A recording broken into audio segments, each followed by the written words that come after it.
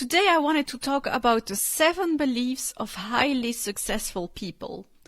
And I was reading Tony Robbins' book about unlimited power, and I came across these 7 beliefs.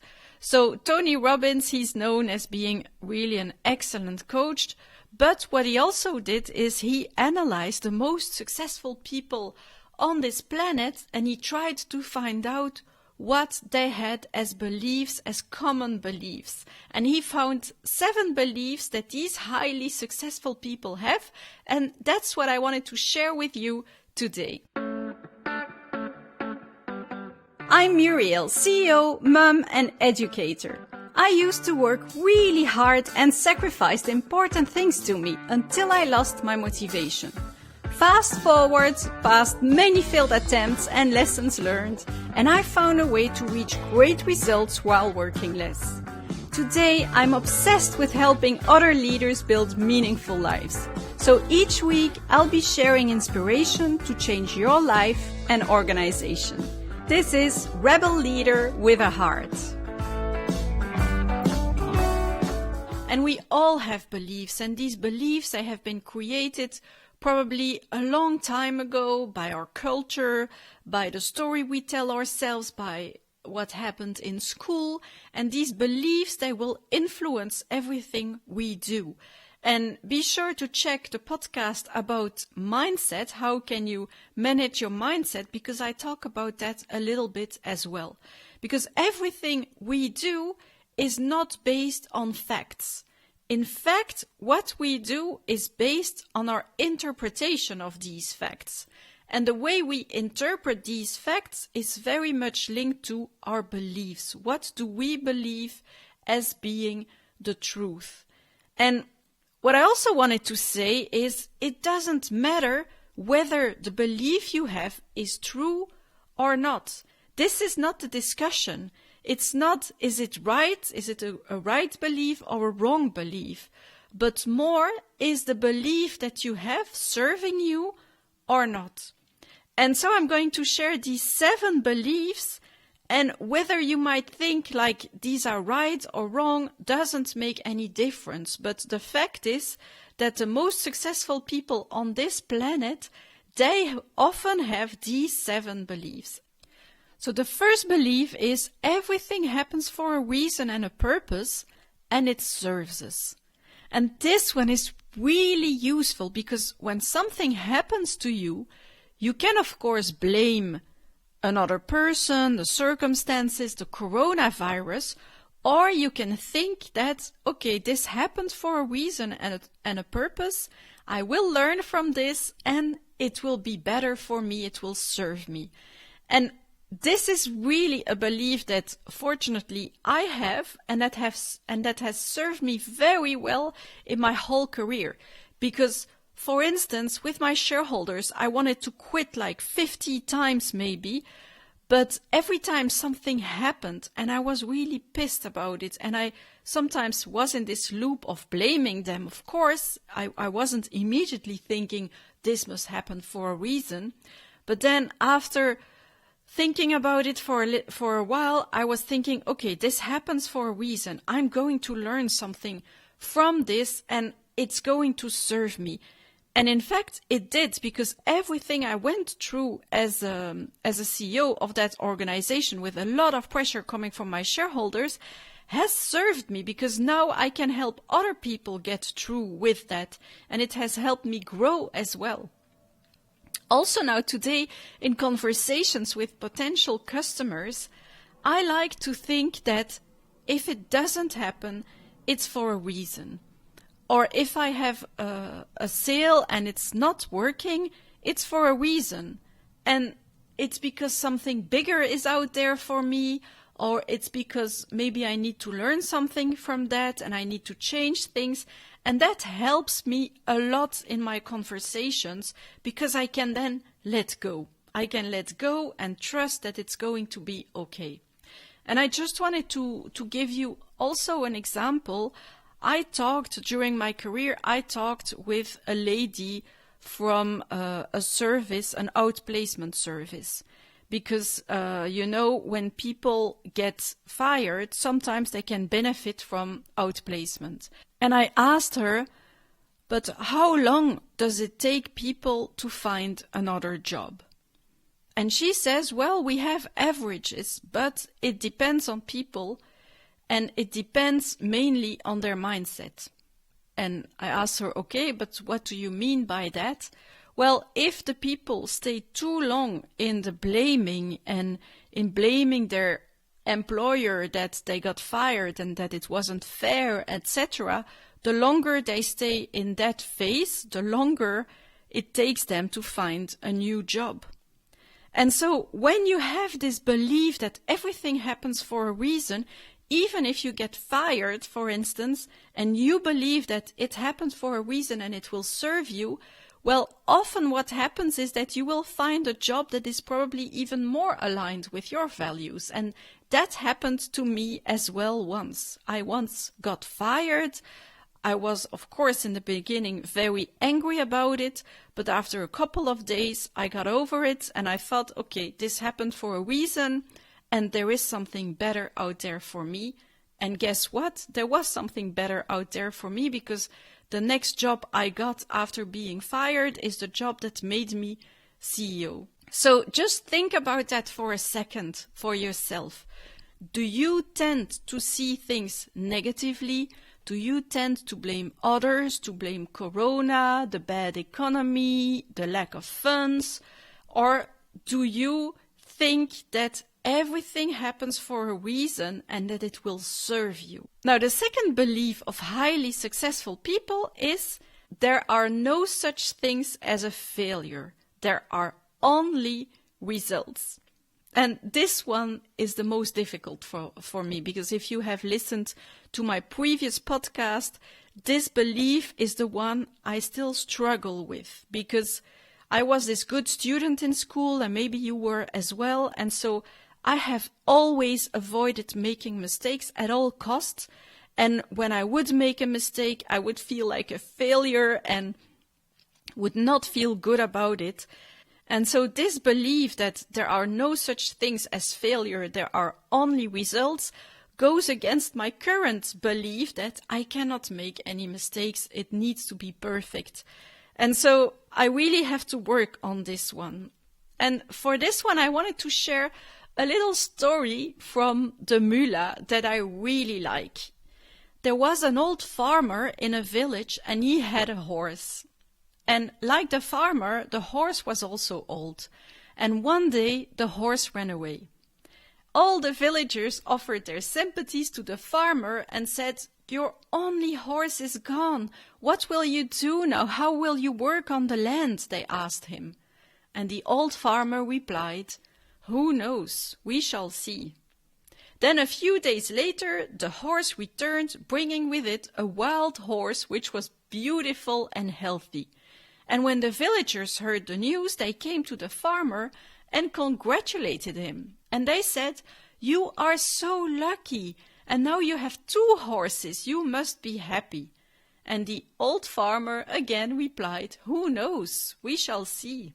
And then the next day, the farmer's only son mounted the horse, and he tried to tame and to train the wild horse, but the horse threw him on the ground and he broke his leg.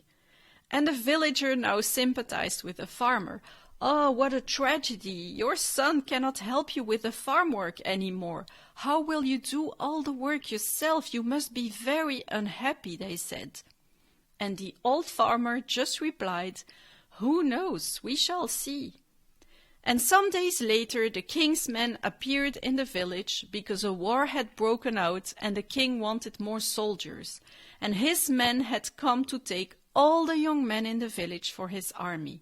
And the young men were all marching away, but the farmer's son was not taken because he had a broken leg. And so the sad villagers told the farmer, "How lucky you are! Our sons have all gone away, but you have your son with you." And again the old farmer replied, "Who knows? We shall see." And so this story is really about there are only results, and it's the way you interpret these results that make the difference. And so if you see a result as a failure, and because of that you are frozen by it and you feel guilty or you want to blame others for it, well, then you won't be able to move forward. So I believe that thinking that there are only results, and if the result is not as you expected, it simply is feedback. So just a question for you: how do you deal with bad outcomes? And what would you do in your life if you knew that you couldn't fail? Because if you have this belief that there are only results and that if the bad outcomes are only feedback, then in fact you can do whatever you want because you will never fail. You will only get feedback. I'm interrupting my own podcast to let you know that in the last years I've helped many leaders build meaningful lives and organizations. And I've identified specific traits that characterizes each of them. Do you want to know which type of leader you are? Take our free 2-minute quiz to find out. Go to rebelleaderwithaheart.com/quiz or to the show notes of this episode to take it. You'll receive your leadership profile, 7 personalized lessons, and a roadmap to transform yourself, your team, or organization. And remember, you are a leader of your life. You don't have to have a team to take this quiz. Now, let's go back to our episode.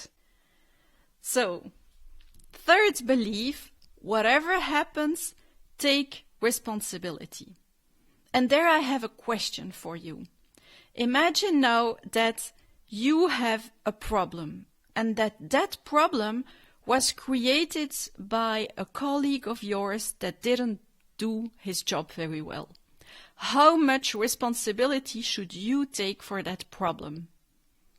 And then, how much responsibility should you take for a problem that was created by yourself? Now just think about that for a second.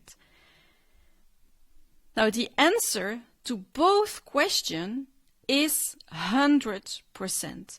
Whatever happens, if it has an impact on you, on your results, on your life, you should take 100% responsibility, whether it was your fault to begin with or not. And here also I just wanted to say that taking responsibility doesn't mean that you do everything by yourself or that you take everything on your shoulders. It simply means that you will not let go until you fix the issue that bothers you.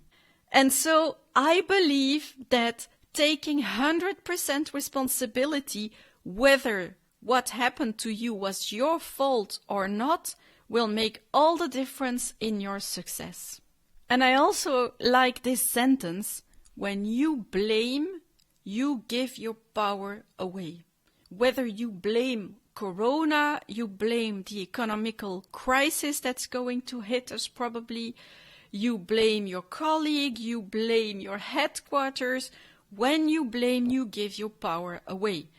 It doesn't mean that you have to be perfect and that you can never blame. Of course, when something happened to me, it happened that I blamed my headquarters or my CEO or my shareholders for something. But this should be only a phase, and when you are in this phase, you should realize, okay, what happened and what do I need to take responsibility for? So just look at yourself. Do you usually take 100% responsibility, or do you let others run your life? Okay, the fourth belief of highly successful people is you don't have to understand everything to be able to use everything. And this one I really like as well, because I became the CEO of an organization that became mainly digital, and I had zero IT knowledge. But I knew I could trust the people, the experts, that they had the IT knowledge. And so what we see is that people that have a little bit of knowledge about everything and that don't need to understand everything so that they can use it, they are usually very successful. You need to have a lot of knowledge about many things, but little in-depth knowledge, at least if you want to be highly successful. Of course, if you are an expert in an area, you better have a lot of knowledge in your expertise. But if you are a manager, a general manager, well, you don't need to know everything in details to be able to use it. And I even believe that sometimes it even helps to not know every detail, because you see more possibilities. You can see things from another angle, and that's why often the best solutions are found when you mix a team of experts with people who have absolutely no expertise in that area, because they broaden the mindset, they broaden the angle, and that's how you can find innovation and new possibilities. So, do you have to understand everything before you use something, or are you okay with not understanding everything in detail but still using it? Then the fifth belief of highly successful people is people are your greatest resource. And this one I really, really believe. But what I also believe is that not all people are your greatest resource, but good people. And highly successful people, they manage to surround themselves with brilliant people. Just look at Steve Jobs. He hired the best people from Silicon Valley or from around to build his company. But I know also Elon Musk, he has really this skill of being able to hire brilliant people. And it's your people that will make all the difference in the end. It's not the tasks, the strategy, the projects, the idea. It's the people that make it all happen. And I know that I put a lot of attention to the people, and that's why I found also that building happiness in my organization made all the difference, because when you have happy people, that's also when they become great. Because sometimes when you have like an environment that is not safe, that is quite toxic, even the brilliant people will not be the best possible people. So are you surrounding yourself with great people, or are you creating the conditions so that the people can become great around you? Now, the sixth belief of highly successful people is work is play. And this, of course, will make a huge difference, because if you are good at something and every day you go to work, you face a lot of challenges, but you don't really like what you do, well, it will be very difficult to overcome all these challenges on the long term. It will exhaust you, and I talked about that a couple of times in the podcast, but when you are exhausted, that is when you resist change, that is when you don't grow, that is when you minimize opportunities or threats, or when you blame things on someone else. But when you are passionate about what you do, working doesn't even feel like work anymore. For instance, I love what I do today, and I often listen to podcasts, and I read books, and I watch movies or about my subjects because I'm passionate about it, and it doesn't feel like work at that moment. So, how passionate are you about your current job? Also, just a side note, how do you find your passion? By really looking at what gives you energy and what costs you energy. Because not everyone is born with a passion or knows from a very young age what his passion is. Often you become passionate about something because you overcome challenges and you noticed what gave you energy, and that becomes your passion. Okay, and then the seventh belief of highly successful people is there is no abiding success without commitment. And this is really strange, because you don't have to be the best, you don't have to be the brightest, the fastest, or the strongest. You need to have the biggest commitment. And that is it, because what is success? The formula of success is in fact very easy. It's think about what you want to achieve, then you put actions in place. If it works, you continue. If it doesn't work, you look at your mindset, your interpretations, your beliefs, you change your actions, and then if it works, you continue. If it doesn't work, you pivot. And you continue and continue and continue until you are successful. And that is what these highly successful people did. It's not that they had like one smart idea and then they implemented and it was immediately a big success. They had to overcome a lot of obstacles, a lot of challenges. And that is why also energy is really important, because that energy and that passion will help you to stay committed and to stand up and try again whatever happens. You pick yourself up and you just try again until you succeed.